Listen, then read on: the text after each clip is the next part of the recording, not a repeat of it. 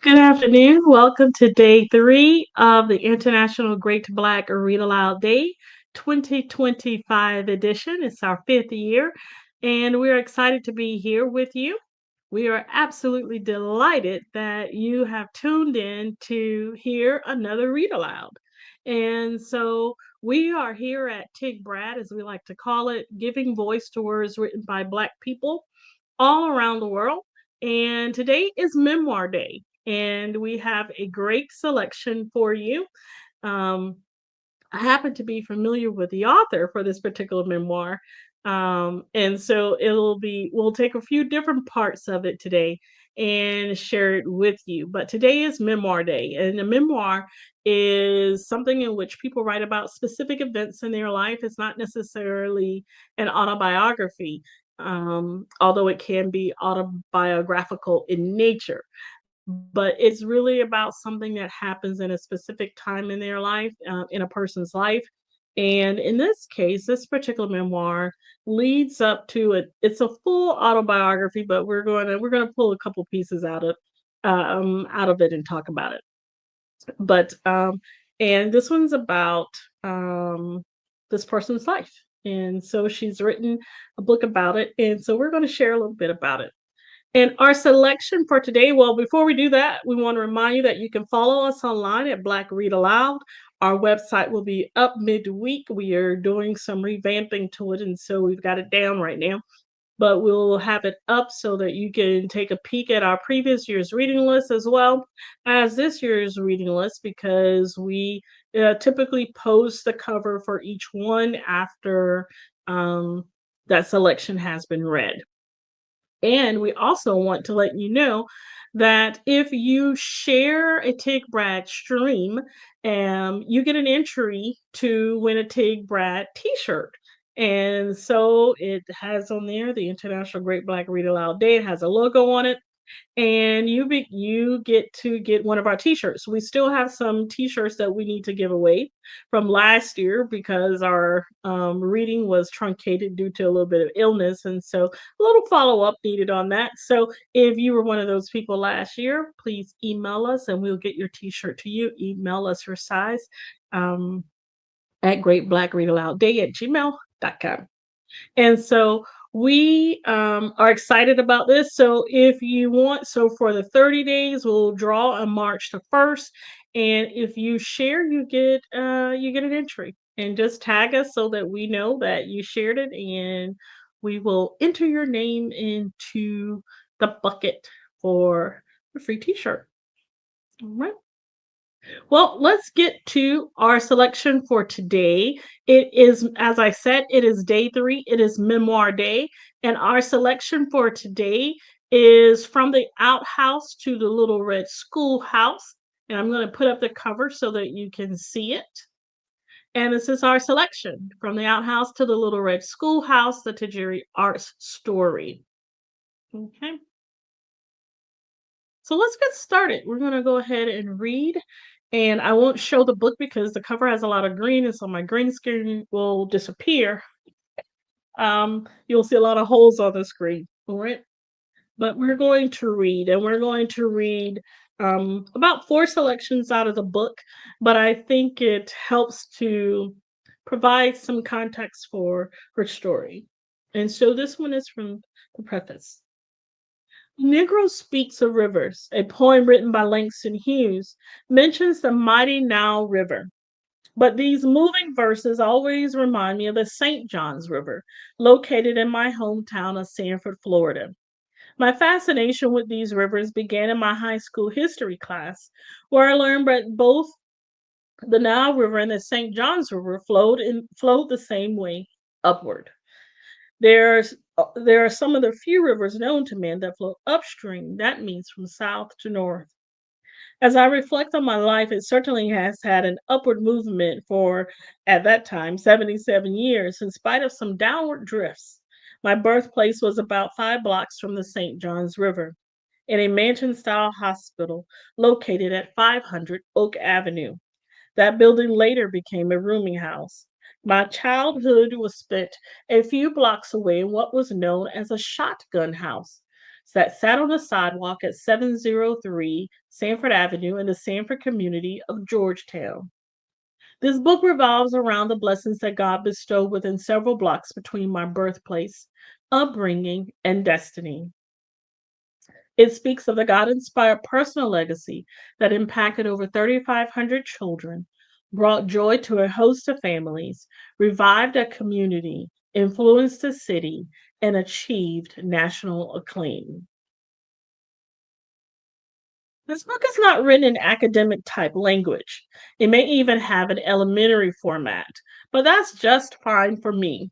It is written for the sole purpose of accomplishing what my mother did not get an opportunity to do before her demise: author a book.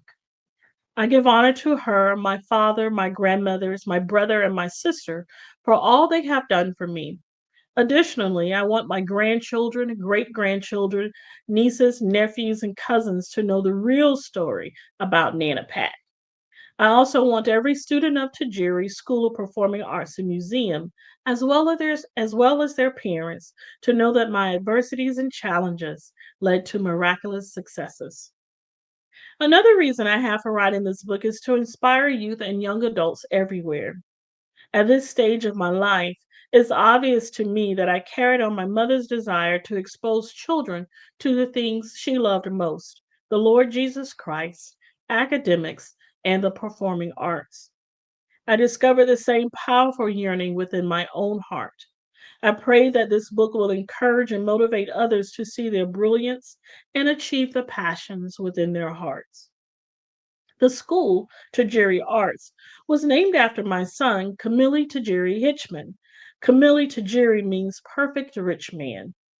Tajiri Arts International was founded on October 6, 1988, in my home, located at 104 Hayes Drive in Sanford, Florida. I made slight changes to the names to reflect our growth and the scope of our curriculum. We changed the name to Tajiri we changed the name to Tajiri School of Performing Arts and Academics to reflect to reflect our expansion into teaching entrepreneurship along with tutoring math, science, and computer skills. Our last name change to Tajiri Art School and Museum was made to encompass our official membership in the Florida African American Heritage Preservation Network and to highlight our cultural tour, Sanford Out of the Dust, and Sensorial Path to Dignity. I want those who read this book to know that in spite of adverse circumstances, positive achievements can be made if God is ahead of your life, your CEO, because Christ is the everlasting overseer. I'd also like my family members and every other reader to remember this scripture. Do not despise these small beginnings, from Zechariah chapter 4, verse 10, New Living Translation. Our family's heritage, the 1920 Ocoee, Florida Election Day Massacre. Hattie Hamilton Merritt Land was born in Comer, Alabama, the third child to Jack Hamilton, a farmer, and Annie Hamilton, a nurse. Her sister was Rosa, and her brother was Lafayette. My great grandparents were survivors of the 1920 Ocoee Massacre. This horrific event was caused because African Americans were attempting to participate in Election Day on November 2nd, 1920, at the urging of July Perry and Mose Norman. The KKK threatened the community by burning many homes, a church, a school, and many other buildings, along with murdering many people. July Perry was eventually lynched because he was a brave leader influencing and encouraging the Black community to vote. Someone said it was because of the Black dollar power in Ocoee. Properties were stolen, and many families escaped to neighboring towns like Winter Garden, Florida, and Sanford, Florida, where my grandparents decided to reside.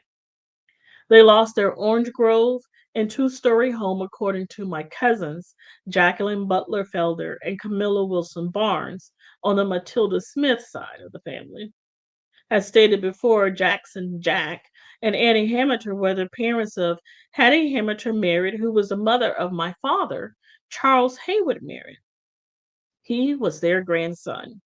Therefore, my brother Charles Mad Hatter Merritt, myself, Patricia Ray Merritt Hitchman, and my sister Pamela Diane Merritt are great grandchildren of Jack and Annie Hamilton. The Ocoee, Florida massacre was so disturbing to my great grandmother Annie that she wrote a letter to Mrs. Heston in Ohio, whose husband was associated with the NAACP. She wanted him and the members to know what was happening in Ocoee.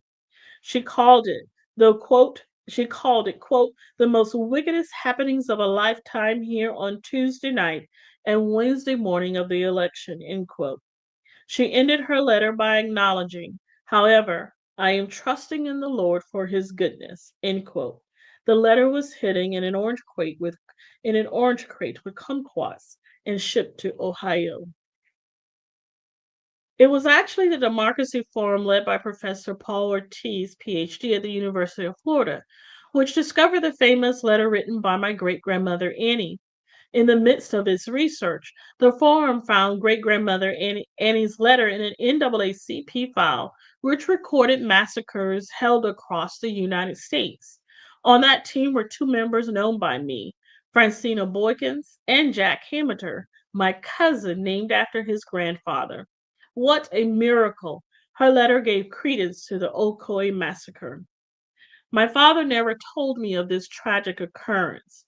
It was my cousin Jack, through my cousin Camilla Barnes, that I heard the story. This was about 20 to 25 years ago.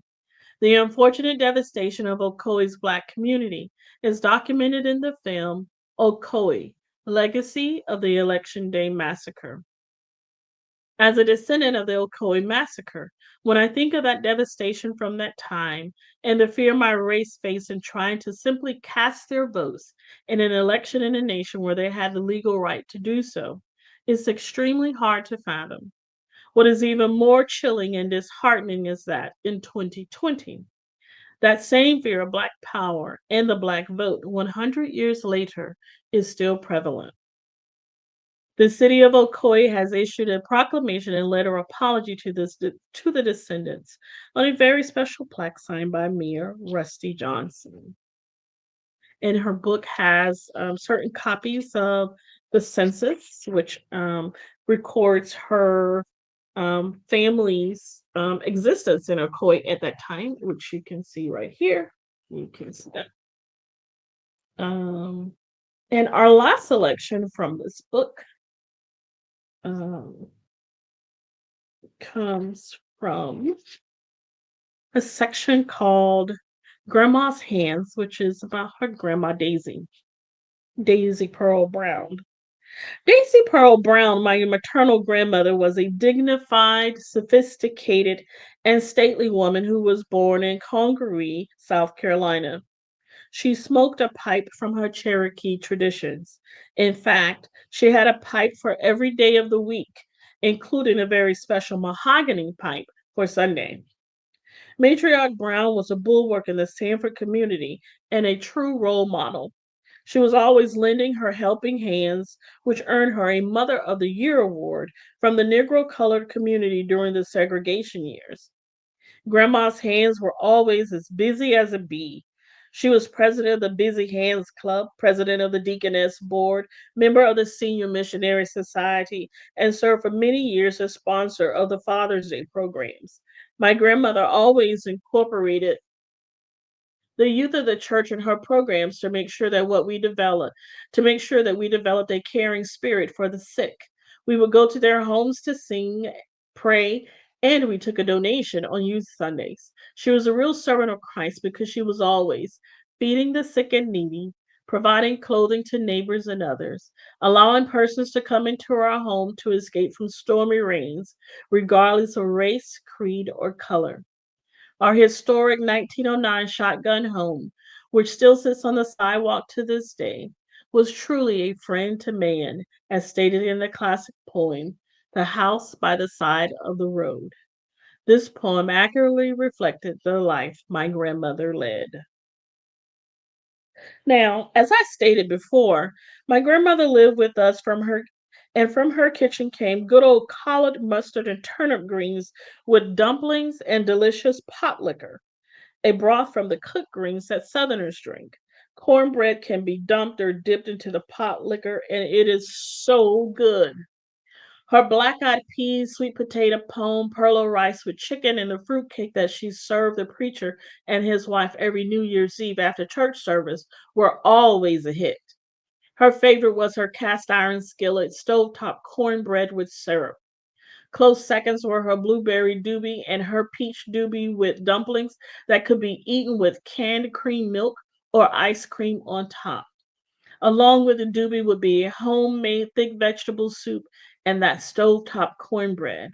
Lottie Lottie, how good was that? Really, whatever she cooked, I would wash my hands and sit down at the table to tear into it. My grandmother Daisy also sold dinners and desserts. She was good at cooking chitlins, fried chicken, greens, potato salad, cornbread, rice, and sweet potato pies. It was her chitterlings and candied apples that made me the sure winner of many community pageants and fundraisers.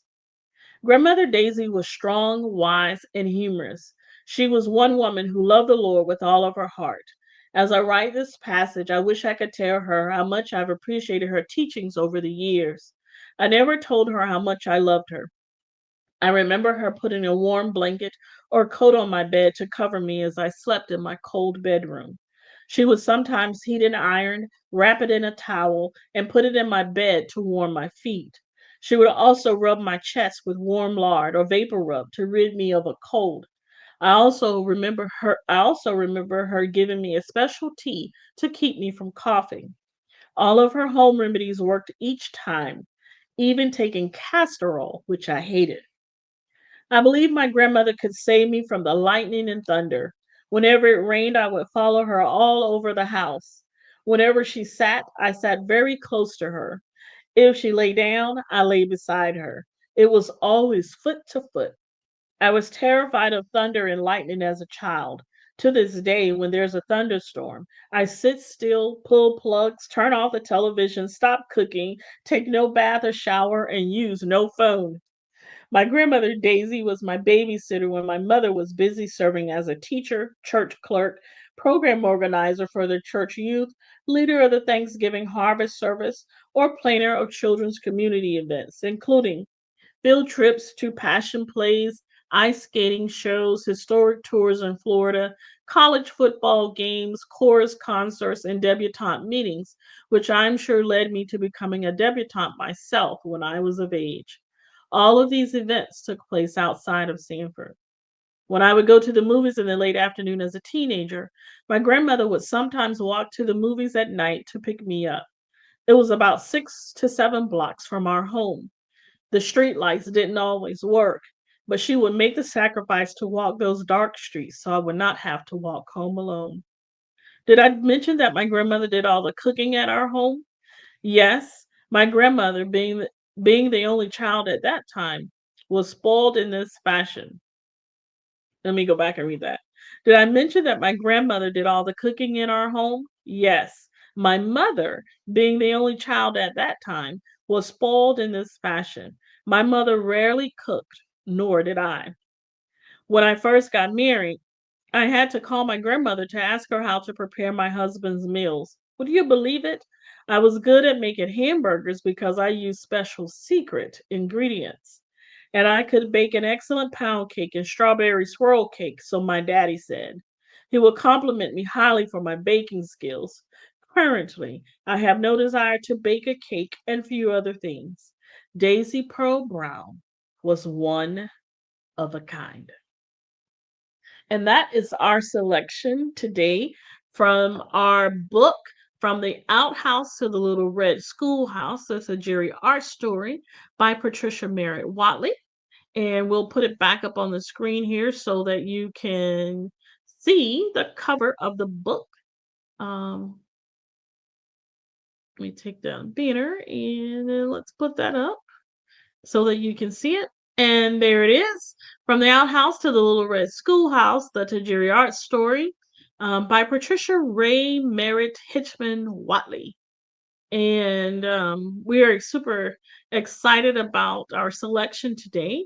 And we want to remind you that we partner with Fresh Book Festival, and Fresh Book Festival is around the corner. It's coming up towards the end of the month, and it's the ninth annual Fresh Book Film Festival, which will be held on Thursday, February the 20th um, at the Museum of Arts and Sciences, known as MOAS in Daytona Beach, and the 14th annual Fresh Book Festival, which will be held Friday and Saturday, February the 21st through the 22nd, and that will be held at the Julia T. and Charles W. Cherry Sr. Cultural and Educational Center in Daytona Beach. And so we invite you out. You can find out everything that you need to find out about Fresh Book Festival by subscribing to freshbookfestivals.net. Go to that page and you'll see all the information about getting your tickets. Your film festival tickets are $10, and your book festival tickets for that Friday and Saturday, I believe, are 10 as well. And you can see all the authors, more than 40 authors will be there. You can see all of them listed there on the page on the website. And so we invite you to come out and join founder Donna Gray Banks and Fresh Book, all the authors who are participating in this year's Fresh Book Festival. Join them for 3 days of exciting book and film. So all the authors and filmmakers will be there, and come out and enjoy yourself. You do something a little different that weekend. All right. Or maybe not different, but just come out and enjoy us. All right, come out, enjoy the festival. Well, we'll be back with you tomorrow for day 4, which is marriage. And we have a great selection for you tomorrow on marriage. And of course, all our selections are by authors who are Black. They are by authors from all around the world. And so um, we believe that you'll enjoy our selection for tomorrow. Okay. Well, we'll see you um, tomorrow at the International Great Black Read Aloud Day 2025, day 4 on marriage. And don't forget to subscribe to our YouTube channel. Don't forget to follow our Facebook page and Instagram accounts.